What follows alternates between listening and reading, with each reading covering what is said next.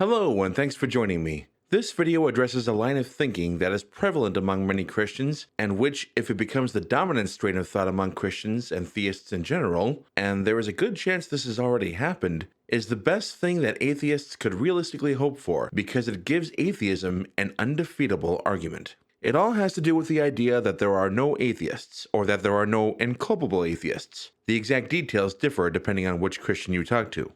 One of the most recent, and frankly one of the most ferocious expressions, comes from an apologist named Clay Jones, from an interview he gave to Braxton Hunter of Trinity Radio. The video in question is entitled, Atheism's Best Argument, Expert Clay Jones Responds.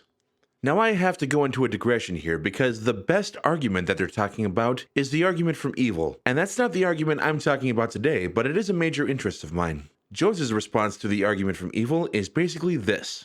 But I think the biggest reason why all the evil and suffering that we're enduring in this world is going on, the biggest reason is because God is showing us the horror of rebellion against him. So when a 5-year-old girl is in the process of being raped, beaten, and murdered by her stepfather, Jones's God is a God who stands next to the murderer, looks down on the little girl and says, "This is what you get when you don't do what I say, you little shit." And if the message there is not intended for the little girl, but for everyone else, those who might change their ways, then what we have here is God exploiting the life, exploiting the body, and exploiting the dignity of a 5-year-old girl.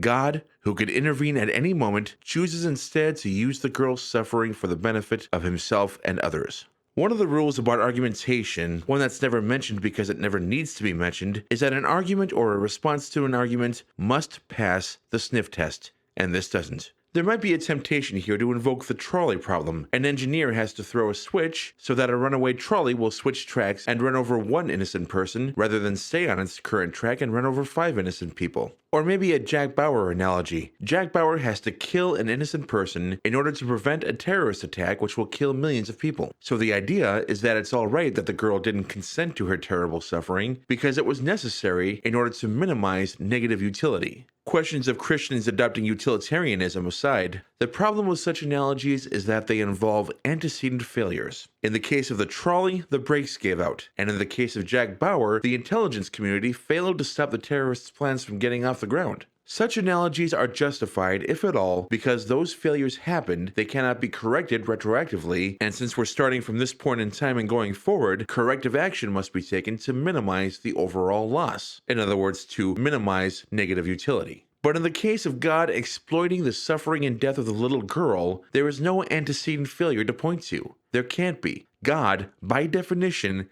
cannot be thwarted, which means everything that happens would happen in accordance with his intention. And please, don't try to tell me it's okay that the girl was raped, beaten, and murdered because she's going to heaven. Imagine if, instead of the suffering being rape, beating, and murder at the hands of her stepfather, it's her skin being punctured by a doctor who was giving her a vaccine, and who afterwards gives her a lollipop. Is the suffering endured by the girl in that case justified? Yes. Is it justified by the lollipop? No. The lollipop is compensation, not justification. Warning people of the horrors of rebellion is not sufficient justification for God to allow this kind of atrocity.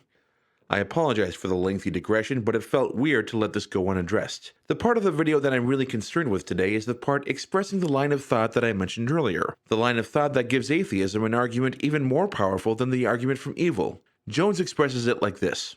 Look, they don't like God. I don't believe anyone ever rejects Christianity when it's being properly presented. I don't believe that anyone ever rejects the properly presented gospel for purely intellectual reasons. I don't think that ever occurs. Future Dave here, just throwing in a last-minute note about the phrase properly presented. In my cough-mumble years of life, I have had Christians present the gospel to me hundreds, if not thousands of times. And every single Christian who presented it to me believed that they were doing so properly. Every single one, without exception, including Clay Jones. Furthermore, every single one believed that they were acting under the guidance of the Holy Spirit. So the phrase properly presented in this context is meaningless, unless Jones can demonstrate objectively that there is an improper way to present the gospel, which he can't.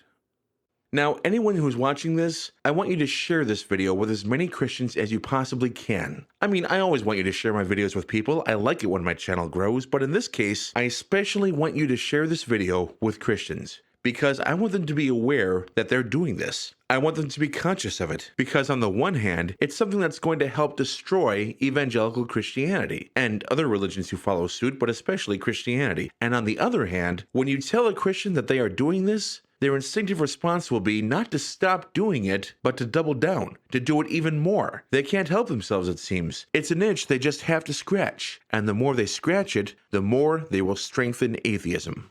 To understand why this provides an undefeatable argument against Christianity, let's first go over an argument by G.E. Moore, an early 20th century English philosopher, from his essay, A Defense of Common Sense. I like to call it the "look at my friggin' hand" argument.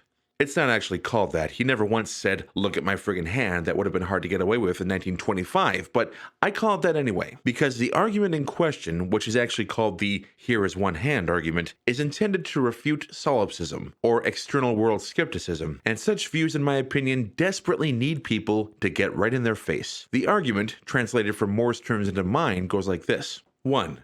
Look at my friggin' hand. 2. Look at my other friggin' hand. 3. Therefore, there are at least two objects in the external world. 4. Therefore, the external world exists. The beauty of this argument is that whatever arguments can be given to me to make me question the existence of the external world, none will ever strike me as plausible as the first two premises of this argument. On the one hand, Anaxagoras taught in the 5th century BCE that all things are created by the mind and that mind holds the cosmos together. On the other hand, look at my friggin' hand. On the one hand, Immanuel Kant in the 18th century quoted Bishop Berkeley and other idealists as saying, "All knowledge through the senses and experiences is nothing but sheer illusion, and only in the ideas of the pure understanding and reason is there truth." On the other hand, look at my friggin' hand! On the one hand, the Wachowski sisters in the 20th century taught that we might all be living in a simulation, and a sufficiently powerful and knowledgeable simulation builder would leave no way for us to tell, even in principle, that it was a simulation, that what I believe to be the external world is all in my mind. On the other hand, look at my friggin' hand! The point I want to make with respect to Moore's argument is this. Just as "look at my friggin' hand" makes for a more plausible argument than any that might be proposed against the existence of objects in the external world, "look at my friggin' mental state" makes for a more plausible argument than any that might be proposed against the motivations for atheism. And this leads to an argument that really does not allow for any possibility of refutation. There are many possible ways to express the argument. Here is one. 1. If Christian theism is true, then no one has come to atheism for intellectual reasons. 2. At least one person has come to atheism for intellectual reasons. 3. Therefore, Christian theism is false. This is a deductive syllogism, and like all syllogisms, the strength to which the conclusion is established depends on the strength with which the premises are established. In the case of premise 2, I personally am aware that that has been established with a probability of 1, because I know that I came to atheism for intellectual reasons. Now, Jones actually uses the phrase purely intellectual reasons, but emotions are always present when an emotional creature is compelled to believe something. So either the word purely should be disregarded as redundant, or Jones was deceiving us into thinking that he was saying something when in fact he was saying nothing. And in case anyone is tempted to believe the latter, here's how Jones puts it in another segment of the video. And you're going, "Oh, there's not enough evidence for Christianity." No, you are wicked and you don't want Christianity to be true. That's the real issue. So we can re-express the argument as follows. 1. If Christian theism is true, then no one has come to atheism except through wickedness. 2. At least one person has come to atheism other than through wickedness. 3. Therefore, Christian theism is false. I don't think Jones could more clearly stipulate premise 1 short of saying it outright. And I am aware, and culpably aware, that premise 2 is true. The conclusion that Christian theism is false inescapably follows. I know that Jones and his fellow travelers will not accept premise 2 of either argument, will never accept it. And that's all right. This argument is intended to convince at least a substantial fraction of the purported target audience of apologetics, namely atheists. I say purported target audience because I am convinced that the overall goal of apologetics is not conversion, but retention. They want to minimize losses.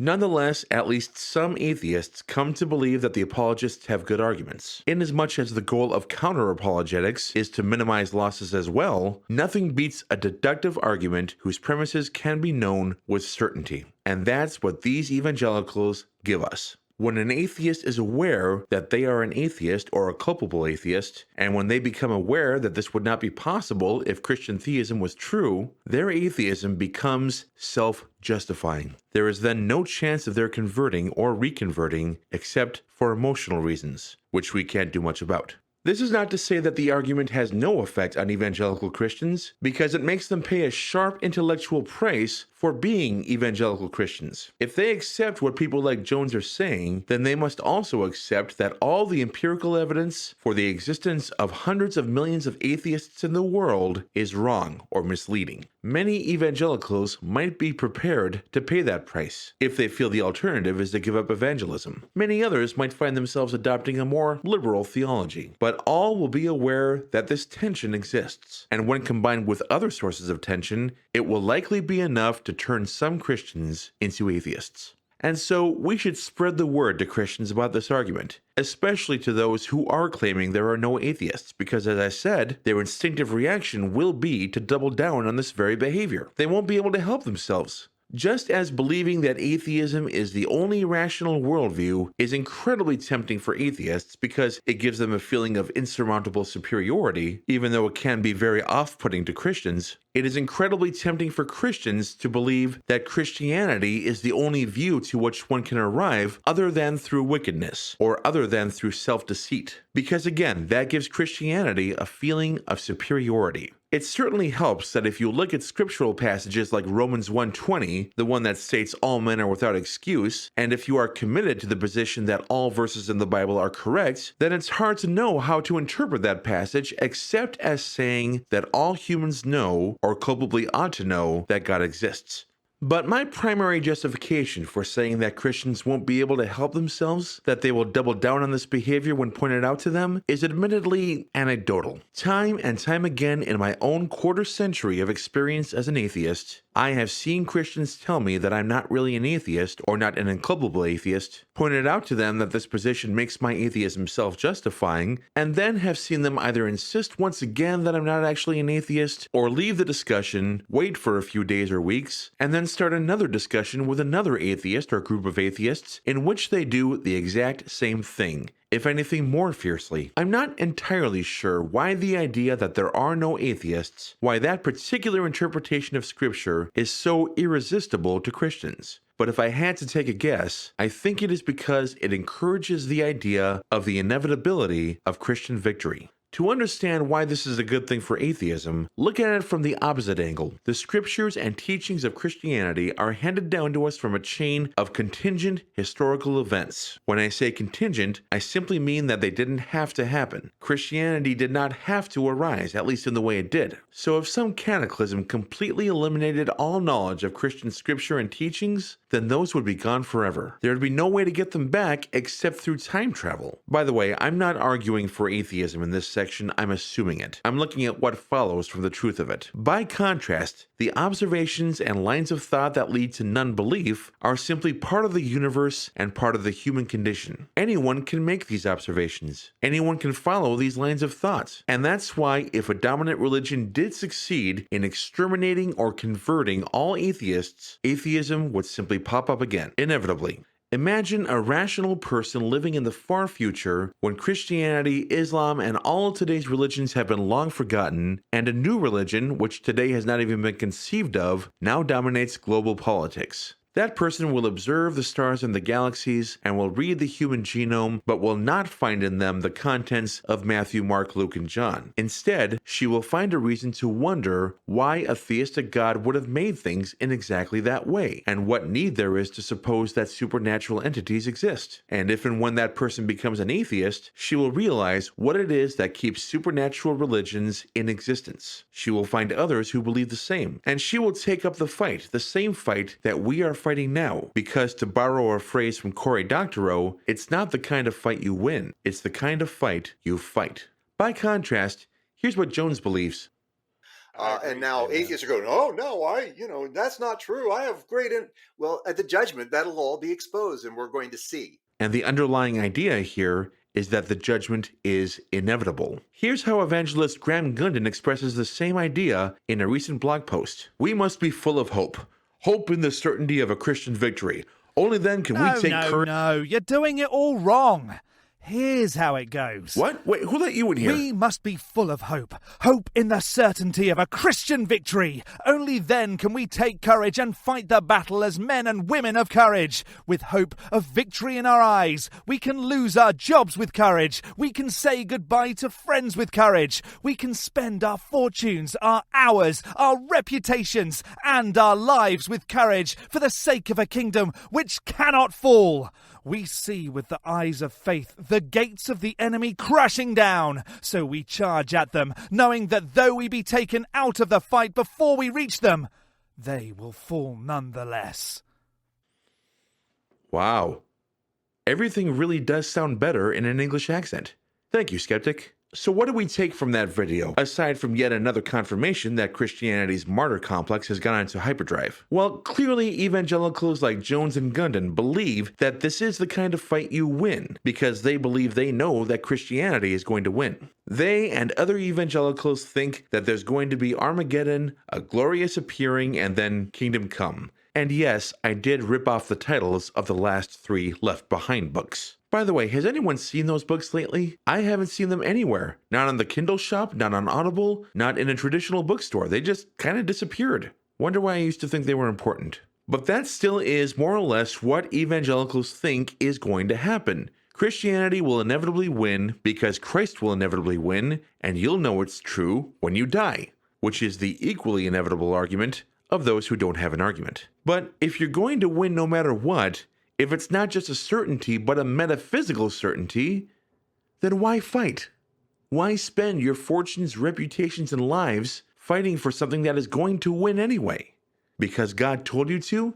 If there's one thing theists in general are good at, it's compartmentalizing their beliefs about what God tells them to do. Back during the Bush administration, I met countless Christians who were firmly pro-war, but who didn't volunteer to serve themselves because, in one Christian's words, someone had to stay behind and fight the culture wars. Because, it takes an awful lot of courage to wage a metaphor. Many apologists and preachers do struggle against this very kind of complacency, preaching and or shouting that Christians should never let their guard down, should fight harder than ever, should never be complacent. But really, how can you avoid it? If you believe that victory is inevitable, and that being saved means you're on the winning side, then what does it matter how hard you fight in this life? Why not go off and do something else? Whereas, if you think that this life is all we have, then it matters a great deal indeed how hard you fight. But I think this is part of the reason why the idea that there are no atheists is so irresistible to Christians. They don't want to have to fight, or they want to fight as a hobby, something you do on the weekends, a cozy catastrophe kind of thing. You can just keep doing what you're doing and it won't make a difference, because you're going to win anyway. And that is why, demographics and birth rates notwithstanding, I am very optimistic about the future of atheism. Because spreading the idea that Christianity means there are no atheists can only benefit atheists, and Christians can't help but spread the idea. It reassures them that all is going according to plan, and all else being equal, the idea that all is going according to plan will always fall to the idea that the world is what you and I make of it. If you enjoyed this video and want to help my channel grow, please hit the like, share, and subscribe buttons. Be sure to hit the bell to be notified when a new video hits. And if you want to share your thoughts about people who try to win your heart and mind by calling you wicked, leave a comment below. My special thanks to the SkepTick for helping out with this video. Be sure to visit his channel and check out his great content as well. And as always, thanks to you for watching, and we'll see you in the next video. I'm David John Wellman, and the rest is up to you.